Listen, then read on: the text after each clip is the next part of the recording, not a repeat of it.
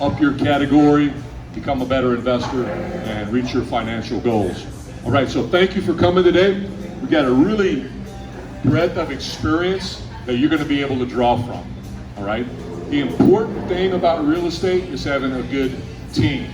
Yeah, you just can't do multifamily without good teamwork. And one of the most important parts of that team, for multifamily anyway, is property management. How many of y'all already own multifamily properties in here? How many of y'all want to, maybe? Okay, good. So the important part of that is coming up with how to evaluate multifamily, team multifamily property management. So, with no delay, I'm going to introduce Michael. We're going to have some question and answers so that you can learn from his experience, and you can also ask any questions. So if you have specifics about this property management, how to evict somebody, how to do this, you got experts in the room to answer that. So real quickly, before I start that portion, okay, you got some good servers around here, all right? So drinks, food, anything that you want, if you can just flag them down, let them know what you want, they'll bring it here for you to dine on while we're doing that. All right, any administrative questions? Appreciate it. Okay, Michael's got a lot of experience in property management, development, single family, multifamily, long years. I'm not going to say how many, but he's got a lot of experience to share with you. All right. So, having said that, Michael, you want to take just a minute or two to introduce Walker Holder Residential and yourself, and maybe some of your teammates that are here. Thank you, Lane. My name is Michael Walker, owner of Walker Holder Residential. Can't hear that one. Can't hear. And Sonia, you want to raise your hand? Sonia is Vice President of our operations. We've got a couple teammates that are probably en route, very close. But we've been in operations 10 years, 11, going on 11 years. Before that, I was a vice president of 5 different management companies, and have had the good fortune of having experience in every phase of apartments. There's nothing on an apartment that I haven't done, so it's been great experience. I got my CPM designation in 1996, have been a receiver on about 18 different court appointed cases. I've been an expert witness on 3 to 4 cases. We do a lot of, we're preferred manager for Fannie Mae. We did a lot of foreclosures in the past for them, and still continue to do some in other markets such as Arkansas and Louisiana. All right, sir. Appreciate it. Okay, I started my investment in single-family projects. How many of y'all have single-family housing, rental units like that, or have some experience with that? One of the mistakes I made was I took this mentality of single-family management to multifamily, and it was almost a total disaster. I thought I could do it myself. And I want to ask Michael a little bit about that mentality, because if you're starting off, or if you've got that do-it-yourself mentality, then you're probably going to have some pretty early and quick lessons learned. So Michael, single-family management mentality versus multifamily management mentality. What's the difference? Does one work? Are there similarities or commonalities? And what would you advise for somebody that's got that to adopt to the multifamily mentality? Lane, there's nothing wrong with a single-family mentality. If you want something done, it's, sometimes doing it yourself is the very best thing you can do. But when you branch out into multifamily, there's a lot more involved. There's a lot more items that you have to become educated on and become an expert in. And the good thing about multifamily is if you leverage your time and have team members around you that are good in different areas, you're very quite capable. Right on. So let me ask you this, Michael. We've got a property management now team, okay? Or you've got a multifamily asset, apartment buildings, duplexes, triplexes, whatever the case is. How do you know if they're doing a good job, and what metrics do you use to measure that? performance? Well, there's so many metrics to look at.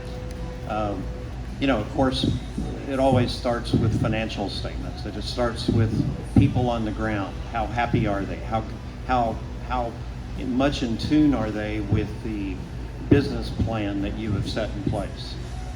Financial statements are good. A lot of people enter this business thinking, well, I'm going to control expenses.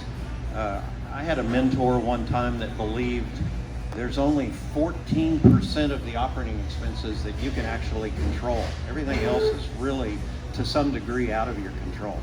Income, however, is something that you have very, very much in control. Okay, so what you heard Michael say there was he uses the financials to evaluate how well the property management's doing, right?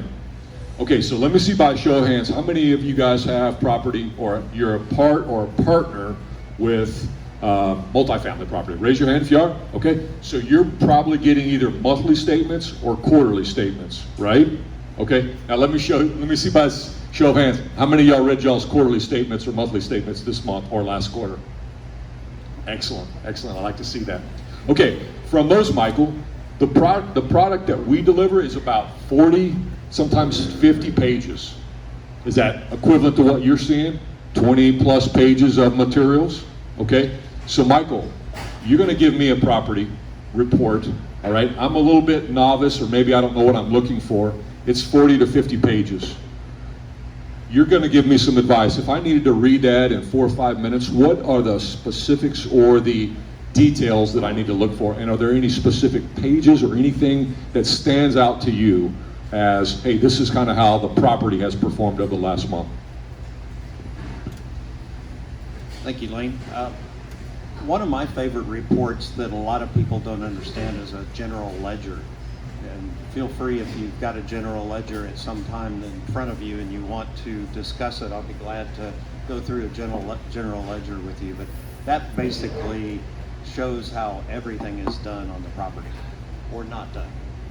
So explain a little bit more of what the general ledger is and how that interacts with the whole project. The general ledger is basically... Can't hear. Okay, sorry about that. The general ledger tells you everything that's recorded on the operating software. So it's a great indicator of how things are done. A box score is really good. You know, you may get a financial statement and say, wow, income's really humming along, it's really improving. Well, how's it improving? Are you able to achieve the lease renewals that your business plan forecasted? Are you able to achieve the new rents that you did, that you forecasted? So are you able to have the weekly traffic that you projected you'd have to have the occupancy that you projected? So there's a number of different reports. We like to look at the delinquency report. That's very, very important. There's just several reports that we like to key in on a monthly basis and try to determine how things are done. Okay, so summary there was the general ledger was Michael's recommendation on look at that. And that's, to be honest, I don't look at that as, I don't prioritize that in that order, but it's an important one. How many of y'all, raise your hand, general ledger? Is that a tool that you use quite a bit? When needed, okay. And that's the report basically of every expense and every revenue item is going to be on the general ledger. Is that correct, Michael? A good way to summarize it? So it's the full depth of what's happened in the project. Is that the right thing? So if you want to really dig in deep, that general ledger would be there. The second thing you mentioned was the box score. How many look at the box score? Okay, and the summary of the box score is, how would you summarize that?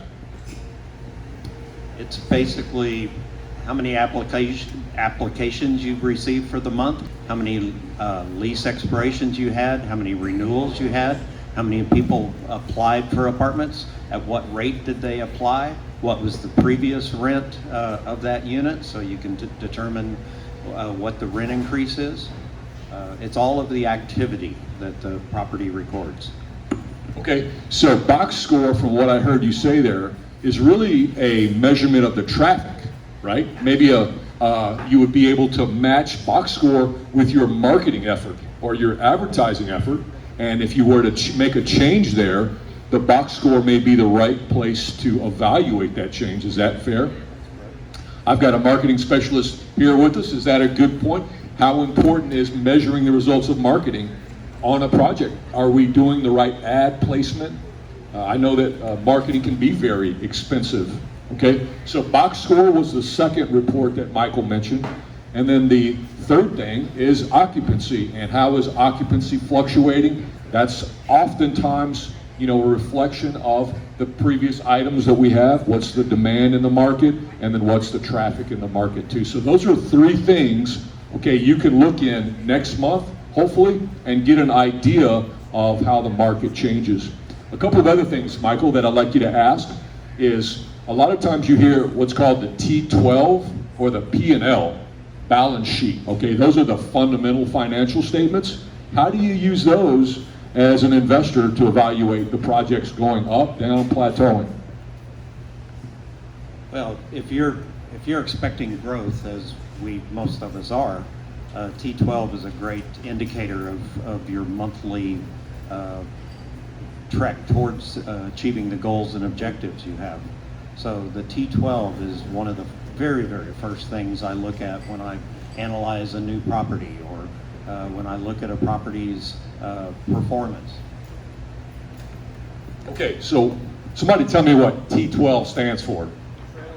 Trailing 12-month performance. What are you going to see on that? The trend line. You're going to see revenue. You're going to see all the specific revenue categories: rent collection, ancillary income, parking income, late fees by month. Below that, it's going to total your income, and then it's going to go to expenses in the same thing. All right, so you're going to be able to see that on the T12, trailing 12. Sometimes you'll hear it's shortened, T30, T90. There's all kinds of things, but that's what it means, trailing 12. Michael, balance sheet. Why is that important? Is that even something that, as a general investor, you should look at? Well, a balance sheet is very important.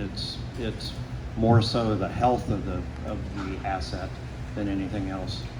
What would you see on the balance sheet you wouldn't see other places? Well, you see your bank balances, your security deposit balances.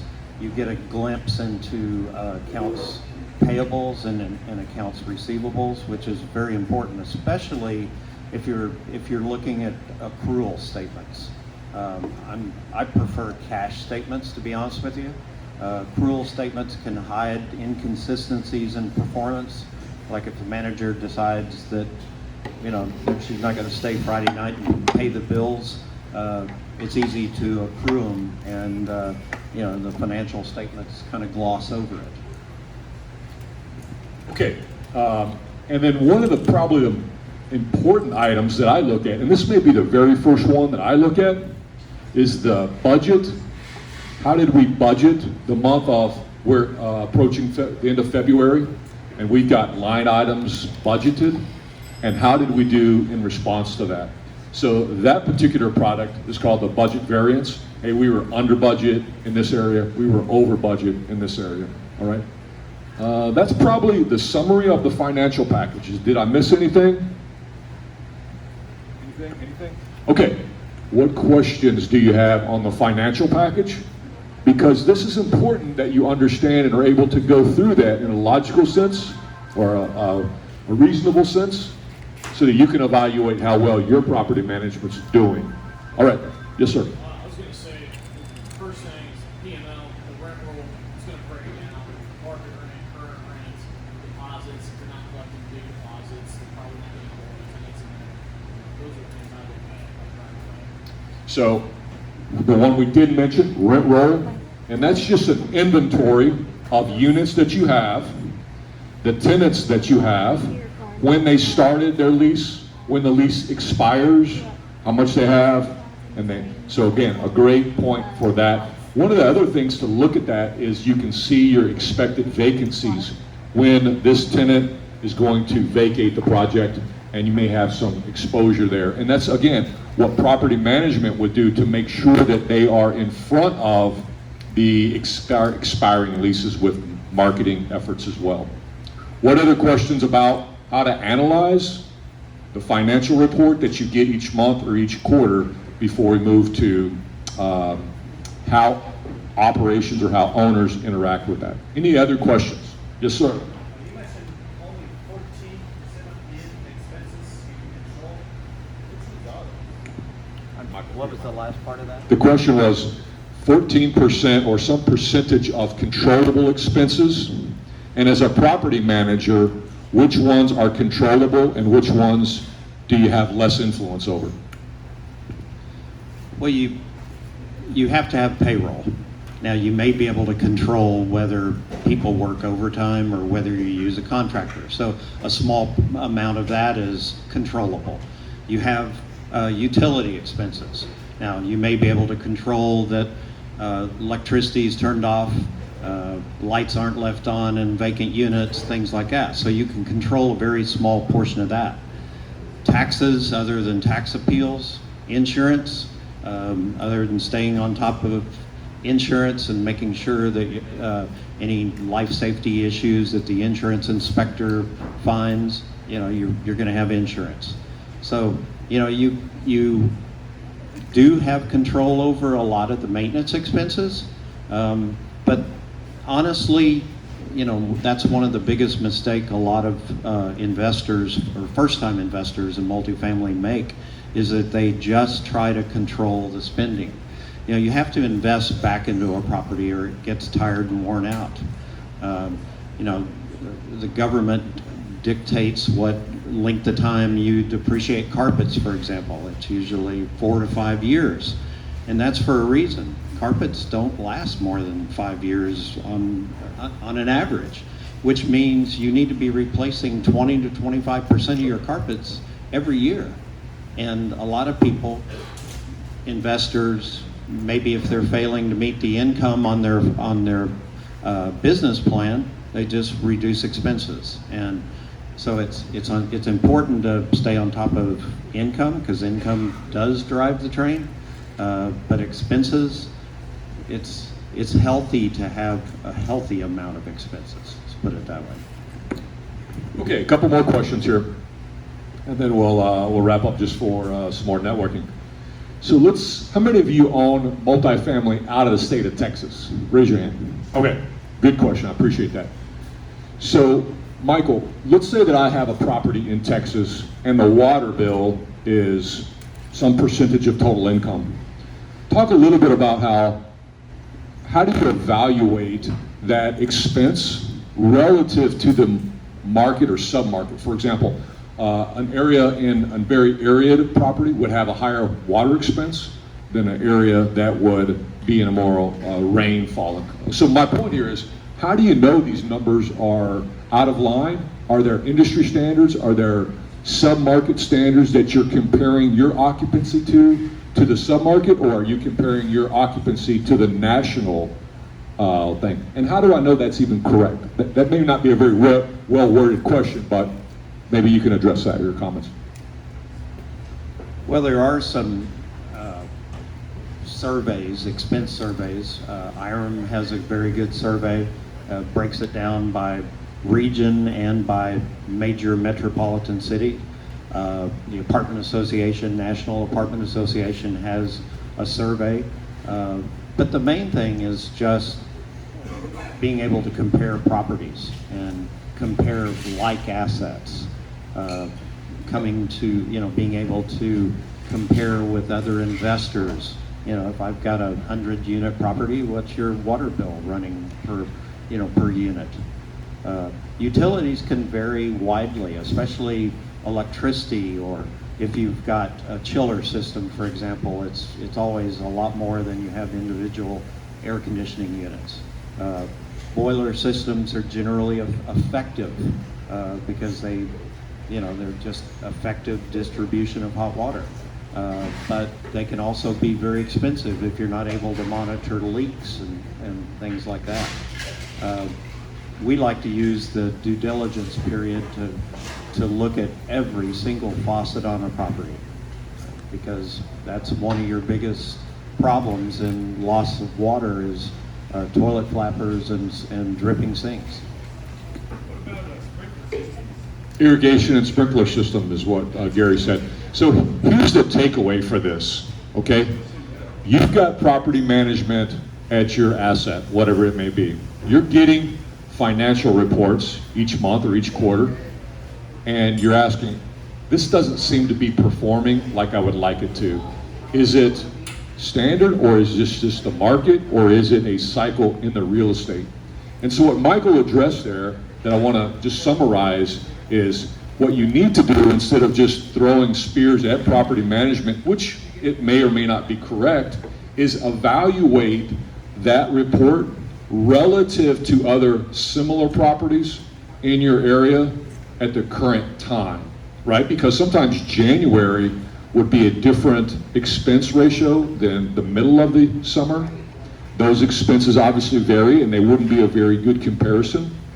And likewise, my property here in downtown Fort Worth is going to be incomed and expensed differently than a property out in Abilene, all right? Because those are slightly different with different numbers. Michael, what is the cost of property management? I want to hire you to manage my 100 unit. How do I pay you? What is the cost of that? What is a reasonable expense to budget for? We base our services on the size of the property and basically the amount of time and effort it takes for us to effectively manage the property. For example, a 100 to 200 unit property is very easy to effectively manage. Our fees are typically 3 to 4% on a property like that. When we manage a smaller property, it's a little more time management issue for us. So it typically will be somewhere in the 4 to 8%, depending on the size of the property. A couple of other areas that should be looked at is what do construction management costs for you. For example, in our management contract, we typically start, if we do a major repair, say we have a fire or we have a total renovation of a property, we charge 3 to 6% for construction management. But some companies will control the whole process, use their own contractors, and charge up to 8 to 10%. It's also important to ask where do you make your money, Mr. Property Management Company? I've worked for companies that I'm not going to name, but they make major profit centers off of workman's comp, for example. They would make a huge profit just for insuring the employees that you pay for. Awesome. Okay, got one more question, but before I tell that, I want to tell kind of a war story here. How many of y'all have been in a investment and the property management got upheavaled or it got thrown out? Raise your hand. So I had a property management company. They were doing a really good job, and this is one of the important things, is there's a staff that you have to rely on, right, in the property management, and that staff has to be well trained. If you're dealing with one particular property manager and the property manager changes, just to validate or verify that other property manager is doing the good job and making sure that they're well trained as well. One of the indications that you may see that decline as property changes are those financial reports, and so keep an eye on that as well. All right, last question, and then we'll wrap it up, is Michael, what are the most common mistakes or things that our audience needs to listen for or watch for in property management that may be a telltale sign of, I need to dig into that a little bit more? Common mistakes, errors, things to be aware of as an investor on property management. Well, the biggest challenge is, as you just touched on, is staffing, is making sure a property is properly staffed. We've gone on to properties that used temporary services and staffed their properties entirely with that. It's good to have talented people who are motivated and educated. And You know, when you have good, happy staff, well, that's half your battle right there. Michael, I appreciate all the information you've given us today. What questions can we ask or can we answer for property management, for your projects, or any other things for Real Estate Millionaire? Leo. I got, you know, when I'm looking at a pro forma property, and I'm looking at and you get around about 1980, late 70s, early 80s, you know, it switches from these chiller systems over to individual electric. And so I'm looking at the pro forma on there and looking at the rent per square foot, and I'm like, now, this property over here has a chiller in it, and this one is individual. Now I realize you're going to get back your rubs if you do it the right way. But you know what am I looking at when I'm comparing my rents? Because are they putting down the gross amount minus the rubs? And how much is that compared to individually metered work? Like, I can make a comparison in there. Is there a difference in there or something? Okay, so Leo's question was this. When you've got different age properties, they have different core systems, electrical, water, and how they're billed to the individual. The newer properties, the electrical company will bill me directly, but older properties, we're collectively billed, and then the bill is divided by square feet, number of units, a variety of things. Okay, that's called RUBS, ratio utility billing system. So Leo's question was, can you compare an older property with RUBS and the expenses that the distributed utilities would, is that a fair comparison with a newer property? And my answer would be, not exactly. You need to compare a light property with light property. Doesn't mean you can't buy either one, it just means that that's not a very accurate reflection, okay?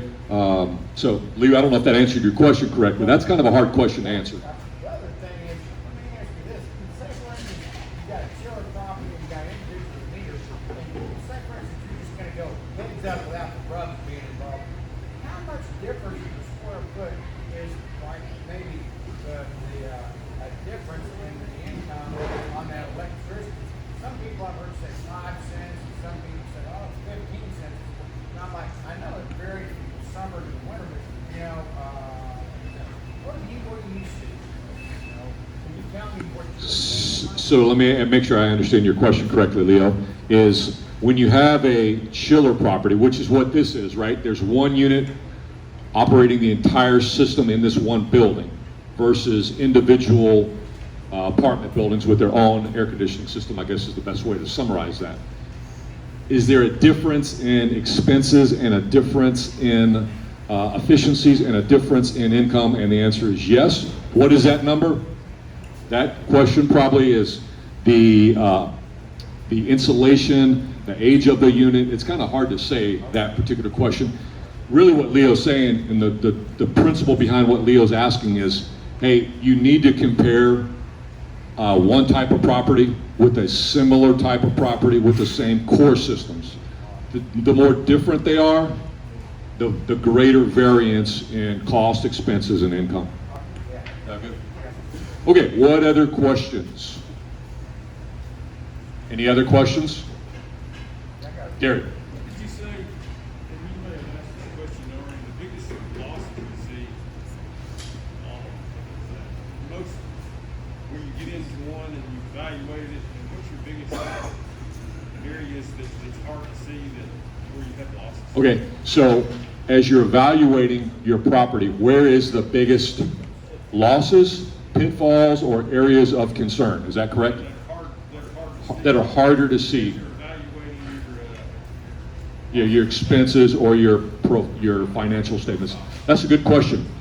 I would say that maybe not the biggest, this is a little easier to see, but I would say the occupancy is probably one of your biggest pitfalls. If occupancy declines, you're in trouble. Other expenses can be hidden or covered for. Expenses of occupancy and the loss of occupancy or collections.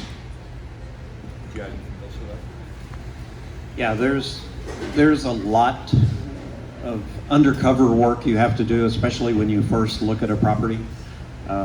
Utilities are one of the most questionable. It's good to see past financial statements to see how the utilities have managed over periods of different occupancies. You know, it's when you buy a property, for example, that's just been renovated, you got to be careful because a lot of the normal maintenance costs would be buried into capital expenses. And so that doesn't really affect your net operating income or theoretically your value. So you got to be real careful on, okay, when I own it, what is it going to cost to maintain this property? You know, if I've been capitalizing the paint jobs, for example, on a two-tone paint, you know, color change throughout the whole property, that's a major expense for you to occur when you first start managing it. So items like that, it's just really kind of recreating how you're going to operate. And that's when you get back to what is the business plan versus what is our operating budget. How do they compare? If you can match up and align the business plan and the operating budget, you've already created a roadmap how you're going to be successful in achieving your goals and objectives. One more thing, how critical is the type of renter? Say that again, Gary. The category of renter that rents the house or the apartment, as far as the, their background, their income. So Gary was asking how critical is the quality of tenants and tenant selection? Yeah, very critical. Critical to success. The better, obviously the better that. And this is, so Michael addressed this question. Let me real quickly touch on it and then ask you for any follow-up questions. So I'm the owner, right? I'm the asset manager, all right? So I'm asking all you guys today, all right, to contribute to my investment or to be a part of my investment, right? And you're gonna make this decision. I'm gonna take a business idea and I'm gonna say, hey, look across the street, you see this building? We're gonna renovate it. And we're gonna make this really nice and we're gonna rent it to TCU students. That's my business plan. We're gonna hold it for 5 years and in 5 years from now, we're gonna sell it to the college or we're gonna do something. That would be an example of a business plan, okay? You're gonna invest with me because of the business plan. I'm gonna turn as asset manager to property management and I'm gonna say, Michael, here's what we've got. Here's the debt service at 5 years because that's how long we're gonna keep the project. Here are the expenses that I need. Here are the budget items that I need, okay? And so I hold Michael accountable to the budget as asset manager. You as a partner hold me accountable to the business plan, okay? Because that means you're gonna get this return, you're gonna get this equity or growth value if we can stay on the budget, right? So that's kind of the responsible chain of links that we look through on asset and property management. Subtle difference. Okay, one other questions and we'll wrap it up. Anything else? Yes, sir. Do you ever have it where you have like a company or an owner that comes in and says, you get, normally it seems like y'all get paid off gross income. Do you ever have any of them come in and say, let's work out a deal here where you're going to operate off the net operating income? Do you ever have that happen? The question was, how do you compensate property management? Is it off gross rents or is it off of net rents or income or a flat fee? And I think that the answer to that is it just varies on how you set the property management contract up depending on the type property. For example, let's say that this is a smaller property. It's going to take a very intensive amount of work to manage that property and there's not a lot of revenue. It may be just a flat fee each month, okay? Other projects based on the business plan may vary and it could be on gross or rent. Have you seen all of those? I have. Typically what we will see is a bonus arrangement if you do achieve net operating income. But again, if you're even halfway believing my claim that you only control 14% of the expenses, a good portion of the expenses that affect your NOI are out of your control. So, Right on. What other questions can I answer for you, or can we address for you? All right. If you want to connect with Michael on a project that you have now, on due diligence, I'm considering a project, they do that, okay? Or in the future, I don't understand this report. I don't think my property management's doing a very good job, okay? He's got a whole lot of experience, and he'd be glad to speak with you about any assets, property management, or due diligence, okay? His card's right up here. Come talk to him afterward. My card's right up there. You can come talk to me also. Let me leave you with this one thing, okay? Or this one final wrap up. In the last couple of months, and each week or each other week, we try to take and train you, educate you in the fundamentals and the principles of real estate investing, okay? We're doing that so that you can have more confidence, you can be a better investor, okay, and you can reach your financial goals. But this is what it takes. It takes action, okay? So today, I hope what you've learned about property management has boosted your confidence, helped you educate yourself so that you can understand the risk better, okay? And more importantly, okay, connected with people that you can pair with and a team that can help you reach your financial goals. But it takes your action and it takes your commitment, all right? So hopefully you've got some action steps from that to connect with me, connect with the other partners or you see on the table, or connect with Michael. All right, I appreciate y'all coming, okay? I always enjoy talking and sharing real estate goals, and I'll be right up here to talk about any of those things that you want. Thank you, folks.